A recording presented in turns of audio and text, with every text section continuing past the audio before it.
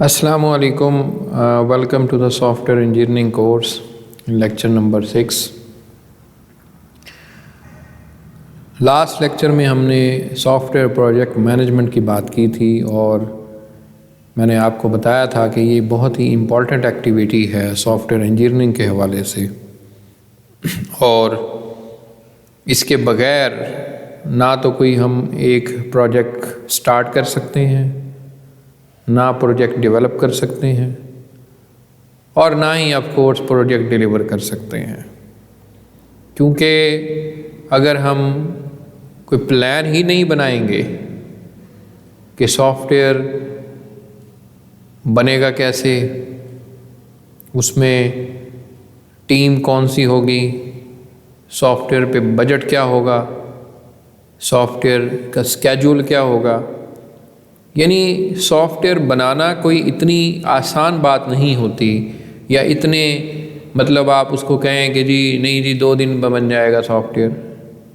अच्छे सॉफ्टवेयर और बड़े सॉफ्टवेयर बड़े टाइम ड्यूरेशन के अंदर बनते हैं, और साथ साथ उनको कंट्रोल किया जाता है कि 2 हवाले से, स्केड्यूल के हिसाब से और बजट के लिहाज से।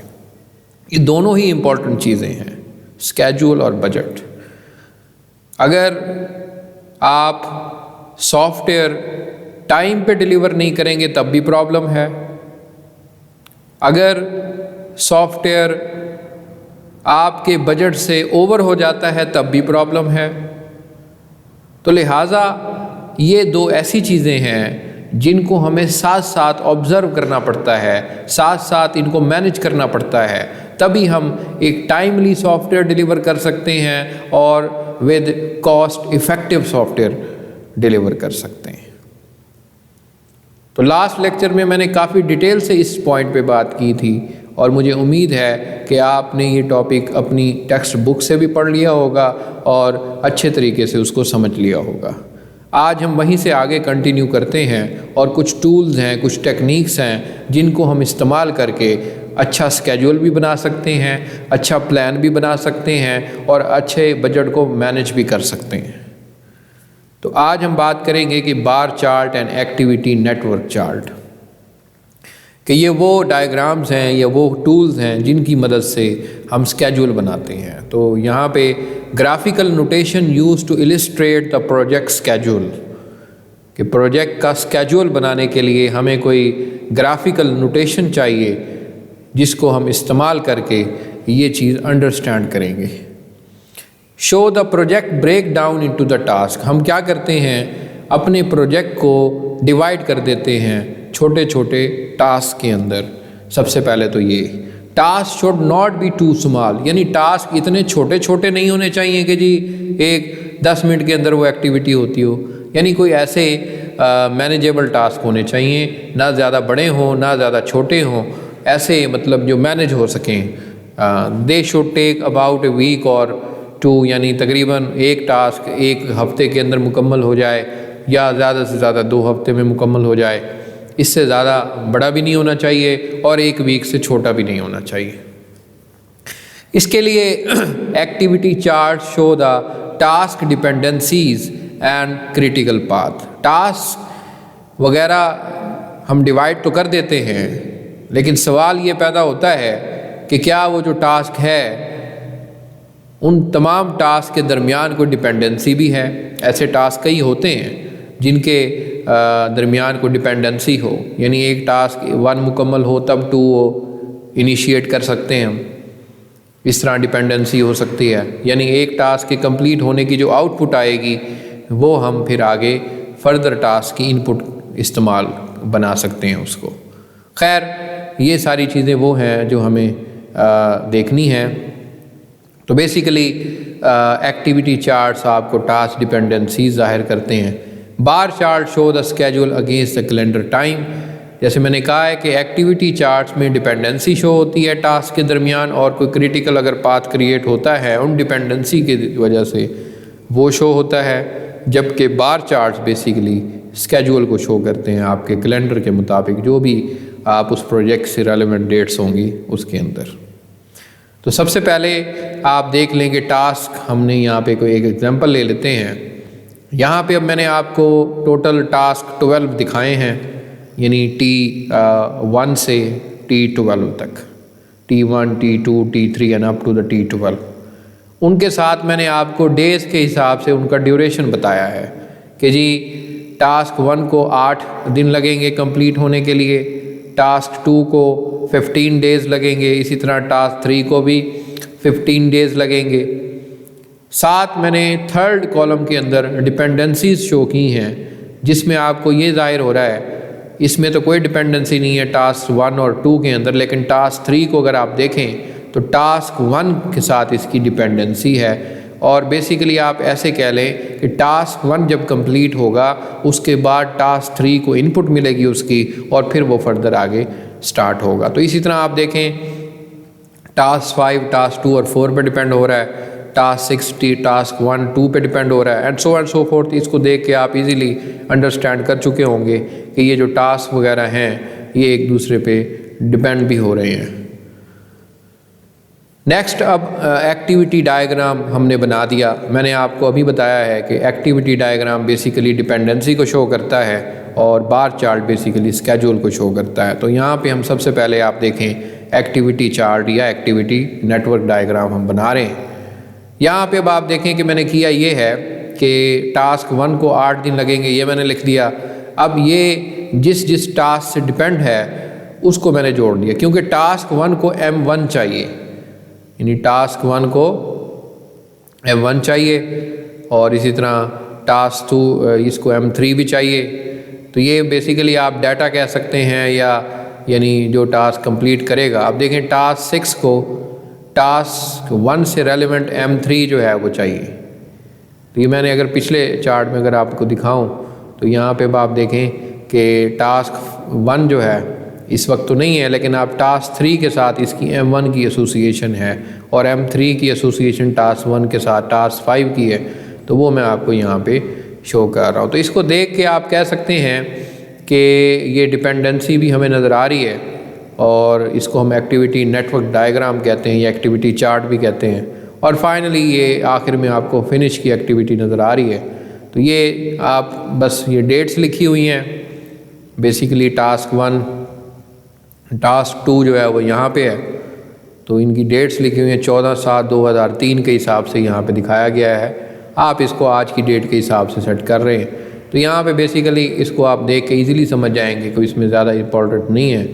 आगे चलते हैं, और टाइमलाइन एक्टिविटी टाइमलाइन अब मैंने यहाँ पे दिखाई हैं। ये बेसिकली ये एक टूल होता है जिसको हम डिस्कस करेंगे आगे चल के।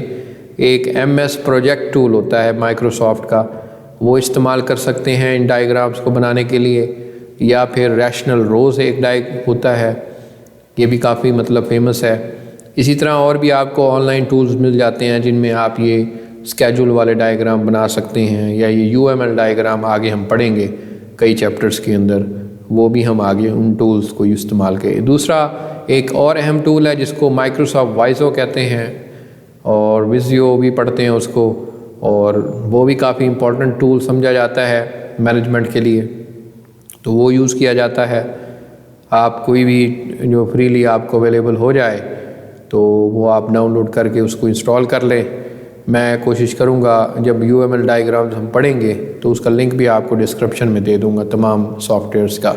लेकिन इस स्टेज के ऊपर हम क्योंकि मैनेजमेंट सॉफ्टवेयर प्रोजेक्ट मैनेजमेंट पढ़ रहे हैं, इसलिए जब हम UML डायग्राम्स बनाएंगे तब हम उस सॉफ्टवेयर को इस्तेमाल करके भी देख लेंगे, और उसका लिंक मैं आपको प्रोवाइड कर दूँगा। खैर, यहाँ पे अब आप देखें तो ये टास्क 1 है, बेसिकली ये यहाँ से शुरू होता है और यहाँ तक जाता है। यहाँ पे अब आप देख सकते हैं कि टास्क 1 जब मुकम्मल होगा फिर ये टास्क 3 शुरू होगा। अदरवाइज़ आप देखें कि इसको यहाँ से मैं शुरू नहीं कर सकता, क्योंकि इसमें टास्क 1 की इनपुट इस्तेमाल हो रही है, यानी इसकी आउटपुट आएगी तब हम एज ए इनपुट इस्तेमाल करेंगे। इसी तरह आप देख सकते हैं टास्क 7 भी स्टार्ट टास्क 1 के बाद हो रहा है, लेकिन टास्क 4 आप देखें वो चल रहा है और इसकी डिपेंडेंसी जो है वो किसी हद तक है।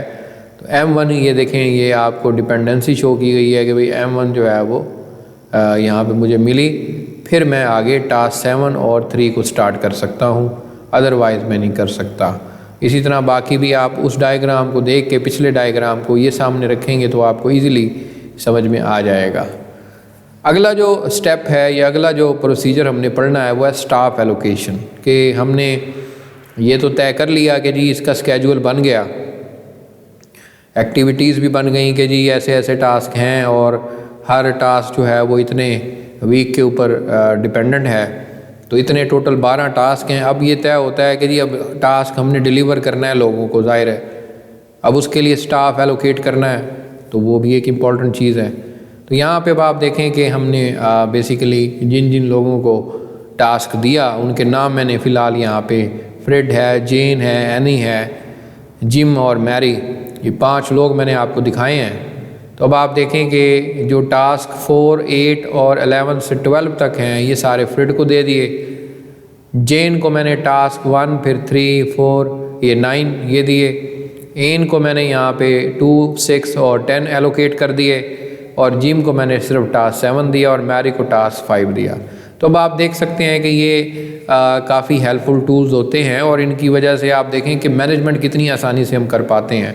इनके बगैर मैंने जैसे आपको बताया है कि कोई और चारा नहीं है। तो अगर हम ये बड़े प्रोजेक्ट्स के अंदर तो करते ही हैं, मिडिल लेवल के प्रोजेक्ट्स पे भी करते हैं, स्मॉल लेवल के प्रोजेक्ट्स पे भी अगर हम इस तरह टेक्निक्स अप्लाई करेंगे तो वो प्रोजेक्ट काफ़ी सक्सेसफुल होंगे और उनसे बनने वाला जो सॉफ्टवेयर है वो भी काफ़ी क्वालिटी अश्योर्ड सॉफ्टवेयर होगा। आगे जो अहम कॉन्सेप्ट है मैनेजमेंट के लिहाज से, रिस्क मैनेजमेंट। देखें 2 चीज़ें हैं वही जो शुरू में बताई हैं आपको, स्केड्यूल और बजट, और इन्हीं दोनों चीज़ों का ही रिस्क होता है। देखें कि अगर आप टाइम के ऊपर सॉफ्टवेयर नहीं बना रहे, डिलीवर नहीं कर रहे, तब भी रिस्क है। अगर आपने जो बजट तय किया था कि जी $500 के अंदर ये प्रोजेक्ट बन जाएगा, उस बजट से अगर आप एक्सीड कर जाते हैं, चाहे वो $10 की एक्सीड भी क्यों नहीं कर जाते, तब भी प्रॉब्लम है, तब भी रिस्क है। अब इस रिस्क से क्या होगा, बेसिकली हमारे कंपनी की रेपुटेशन डैमेज होगी और सॉफ्टवेयर की क्वालिटी डैमेज होगी, और इवन के अब देखें कि आने वाले जो दूसरे प्रोजेक्ट्स हमें फ्यूचर में अगर मिलेंगे तो वो भी हमारी इसी चीज़ के ऊपर वेरी करते हैं। तो रिस्क बहुत ही मतलब क्रिटिकल चीज़ होती है प्रोजेक्ट डेवलपमेंट के दौरान। तो risk management is concern with identifying the risk, drawing up the plans to minimise the effect on the project.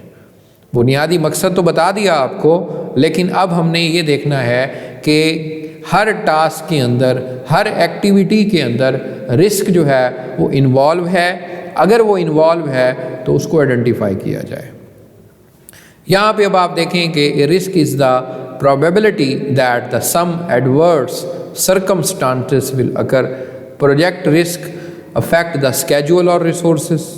जैसे मैंने कहा है कि प्रोजेक्ट के रिस्क जो हैं वो आपके प्रोजेक्ट के स्केड्यूल को भी अफेक्ट करेंगे, रिसोर्सेज को भी अफेक्ट करेंगे। प्रोडक्ट रिस्क जो होते हैं ये क्वालिटी को और परफॉर्मेंस को हर्ट करते हैं। प्रोजेक्ट रिस्क जो होंगे वो स्केड्यूल को और रिसोर्सेज को डैमेज करते हैं, और जो प्रोडक्ट रिस्क होते हैं वो सॉफ्टवेयर की क्वालिटी को और उसकी परफॉर्मेंस को डैमेज करते हैं। तीसरी तरह के बिजनेस रिस्क होते हैं, ये कंपनी की ऑर्गेनाइजेशन की रेपुटेशन को डिस्टर्ब करते हैं। और मतलब जाहिर है अगर बिज़नेस रिस्क है तो उसमें आपकी पूरी ऑर्गेनाइजेशन दाव पे लगी होगी और आप उस चीज़ पे फिर आप नहीं बिलीव कर सकते कि आपको कितना फ़ायदा और कितना नुकसान होगा। यहाँ पे अब मैंने आपको सॉफ्टवेयर रिस्क के बारे में बताया समराइज फॉर्म में कि स्टाफ टर्नओवर ये प्रोजेक्ट से रिलेटेड है, उनकी कैटेगरी बताई कि वो रेलिवेंट किससे है, किसको अफेक्ट करता है। जैसे experience staff will leave the project before it finish, कि अगर जो तजर्बाकार लोग हैं वो प्रोजेक्ट कंप्लीट होने से पहले ही छोड़ के चले जाते हैं तो जाहिर है प्रोजेक्ट पे असर होगा इसका।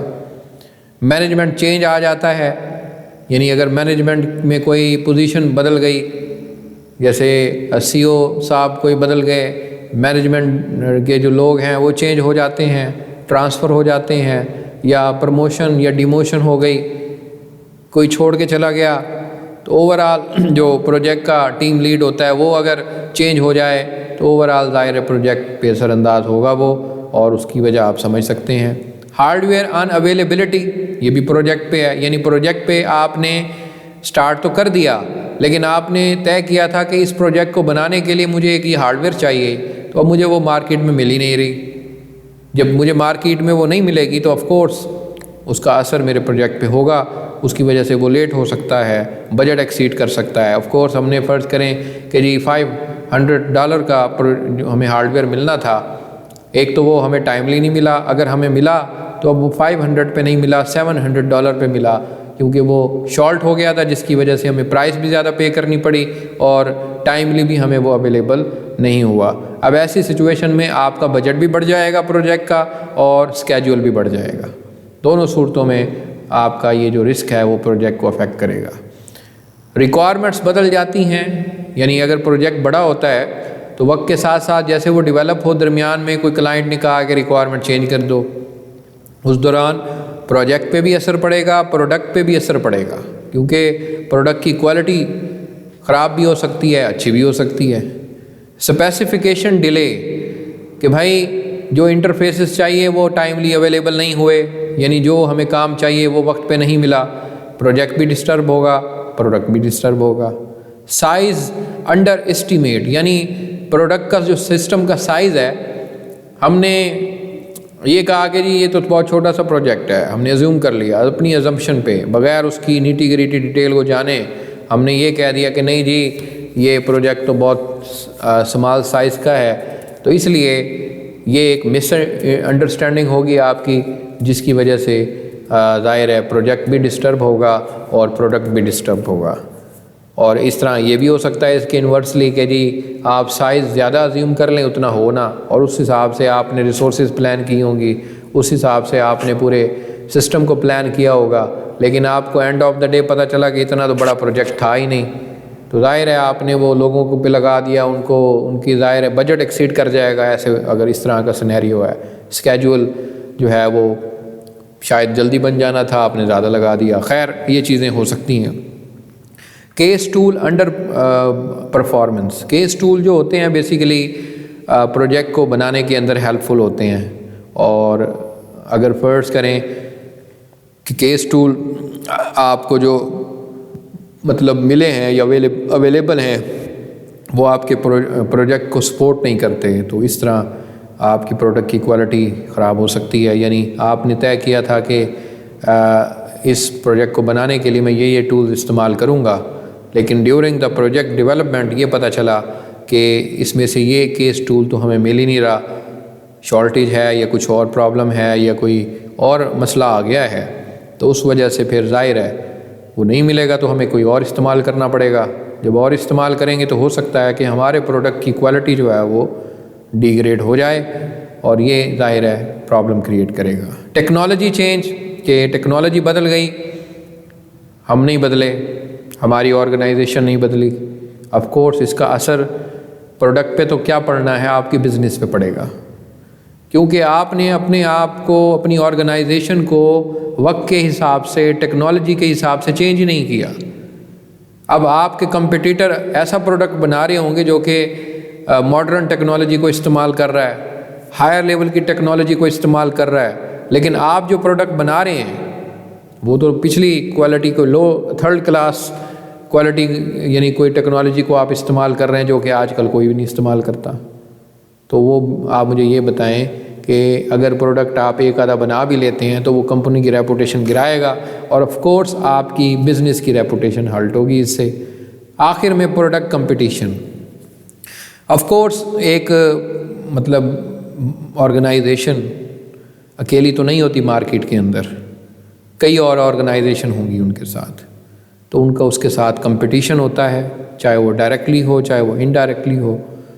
तो जाहिर है अगर आप ये नहीं समझ के प्रोडक्ट बनाएंगे कि आपका कंपटीटर भी बैठा हुआ है, तो फिर तो वो प्रोडक्ट की कोई गारंटी नहीं है कि at the end of the day आपको उससे कोई फ़ायदा हासिल हो या आपकी कंपनी की रेपुटेशन उससे बढ़े, तो ये अंदाज़ा तो आप नहीं लगा सकते। तो ये चीज़ बड़ी इम्पॉर्टेंट होती है कि जब आप प्रोडक्ट बनाएं तो आप अपने कंपटीटर को उसका एनालिसिस करें कि वो कैसा प्रोडक्ट बना रहा है, उससे बेहतर होना चाहिए या उसके लेवल का तो कम से कम होना चाहिए ना। ऐसा तो नहीं है कि उसके लेवल से भी डाउन हो जाए, ये प्रोडक्ट तो फिर सर्वाइव नहीं कर पाएगा। आगे है जी रिस्क मैनेजमेंट प्रोसेस क्या होता है। रिस्क सबसे पहले आइडेंटिफाई किया जाता है, चाहे वो प्रोडक्ट से रिलेटेड हो, प्रोजेक्ट से रिलेटेड हो, बिजनेस से रिलेटेड हो, ये मैं सारे आपको बता चुका हूँ पिछली स्लाइड में। उसके बाद उस रिस्क का एनालिसिस किया जाता है कि भाई प्रोडक्ट से रिलेटेड है या प्रोजेक्ट से रिलेटेड है या बिजनेस से रिलेटेड है, तो ये रिस्क है, उसके क्या वजूहात हैं आने की, कॉन्सिक्वेंसेस क्या हैं, उस चीज़ को ढूंढना, उसकी रीज़न को तलाश करना कि ऐसा क्यों है, ये रिस्क का एनालिसिस होता है। उसके बाद हम रिस्क प्लान करते हैं कि अगर ये ड्यूरिंग द प्रोजेक्ट डेवलपमेंट हमें इस रिस्क का सामना करना पड़ता है तो मैं फिर उसको कैसे अवॉइड करूँगा, मिनिमाइज़ करूँगा, ताकि उसकी वजह से मेरे ना तो प्रोडक्ट पे कोई असर अंदाज वो हो, ना मेरे प्रोजेक्ट पे असर अंदाज हो, of course as well business के ऊपर भी असर अंदाज ना हो। फाइनली रिस्क की मॉनिटरिंग होती है।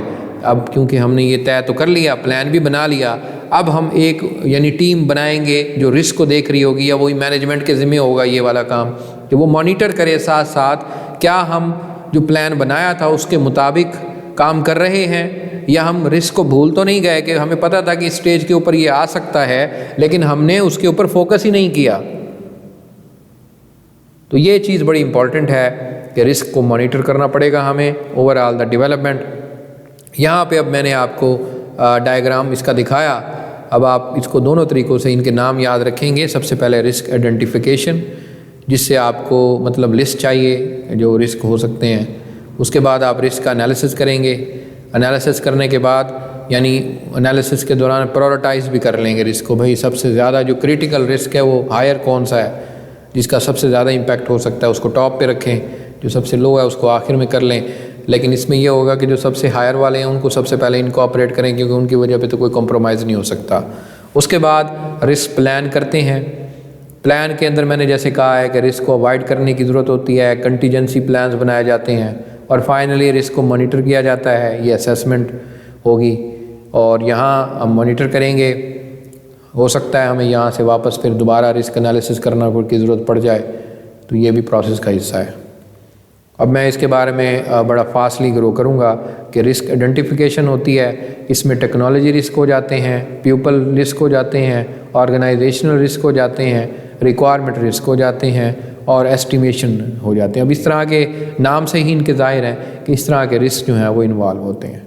अब इनको मैंने आगे दिखाए हैं, उनकी टाइप के हवाले से डिस्क्राइब किया थोड़ा सा। टेक्नोलॉजी वही कि डेटाबेस जो आप इस्तेमाल कर रहे हैं वो उस हिसाब से परफॉर्मेंस नहीं दे रहा जिस हिसाब से आपको चाहिए, यानी उसकी जो साइकिल की स्पीड है ट्रांजैक्शन की, वो पर सेकंड वो नहीं है जो आप चाहते थे या आपका क्लाइंट चाहता है, तब प्रॉब्लम है।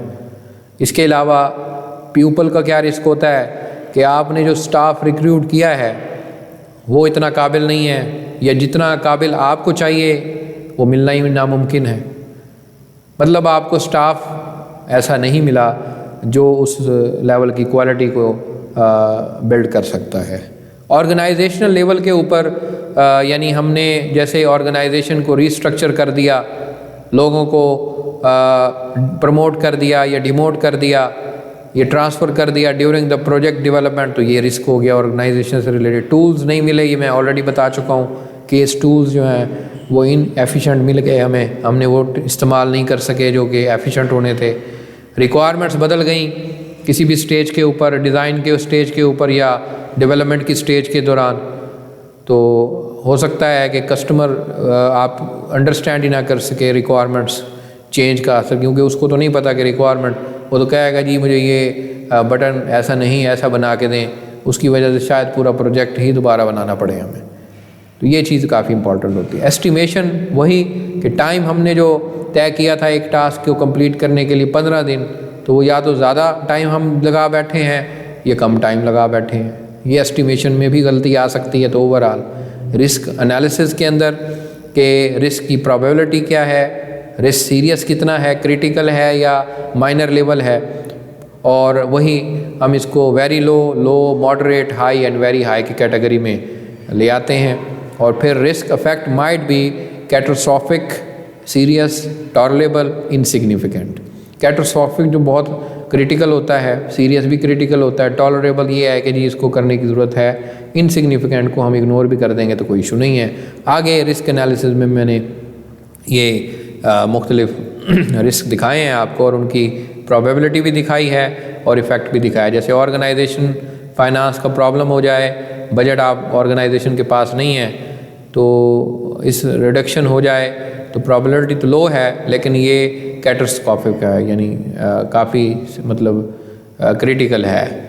लोग नहीं मिल रहे, ये बड़ा इंपॉर्टेंट है, इसकी प्रोबेबिलिटी हाई है, कैटास्ट्रोफिक भी है, क्योंकि लोग नहीं मिल रहे तो काम ही नहीं होगा। इसी तरह कोई ख़ास बंदा नहीं मिला और ऑर्गेनाइजेशन को रिस्ट्रक्चर कर दिया, ये भी वेरी हाई है और सीरियस किस्म का रिस्क है। और भी इसमें और दिखाए हुए मैंने कि वही केस टूल्स सारे मैंने उनकी बताई हुई, इनको आप पढ़ लेंगे। रिस्क प्लान करना पड़ता है आगे कि मतलब स्ट्रेटजी बनाएं, कोई प्लान करें उसको, क्योंकि रिस्क को ख़त्म किया जाए, रिड्यूस किया जाए।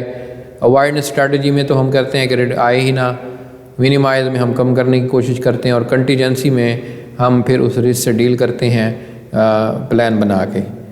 रिस्क मैनेजमेंट स्ट्रेटजीज़ हैं ऑर्गेनाइजेशनल, फाइनेंशियल, रिक्रूटमेंट प्रॉब्लम वही कि लोग नहीं मिल रहे, तो लोग नहीं मिल रहे तो शायद उसकी वजह से प्रोजेक्ट डिले हो गया है। और स्टाफ इलनेस, स्टाफ लोग जो हैं वो ज़्यादा इफ़ेक्टिवली काम नहीं कर रहे, मतलब जॉब को जॉब समझ के काम नहीं कर रहे, जिसकी वजह से प्रॉब्लम क्रिएट होगी। तो इस तरह प्रॉब्लम आ सकती है। और रिक्वायरमेंट्स चेंज आ जाएं तो ये भी प्रॉब्लम है। तो ये सारी वही चीज़ें हैं जो मैं ऑलरेडी बता चुका हूँ। अगर आपने शुरू में सारी चीज़ें समझ ली हैं तो इनको पढ़ने से आपको सारी।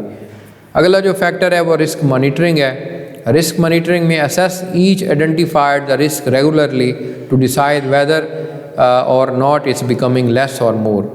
तो यानी हमने असेस करना है, साथ साथ उसको मॉनिटर करना है, उसकी वजह से कोई अफेक्ट आ रहा है तो वो भी हमने देखना है। तो हर बंदे से डिस्कस करना है, मीटिंग्स करनी है मैनेजमेंट, ताकि ये चीज़ हो। इंडिकेटर्स हमें टेक्नोलॉजी से रिलेटेड यही होगा कि हार्डवेयर की, सॉफ्टवेयर की सपोर्ट से पता चल जाएगा।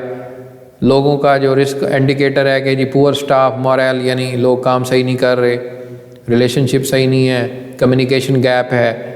ऑर्गेनाइजेशनल के हवाले से lack of the action senior management, के मैनेजमेंट जो है वो सोई हुई मैनेजमेंट है, यानी कोई एक्शन नहीं ले रही किसी चीज़ पे।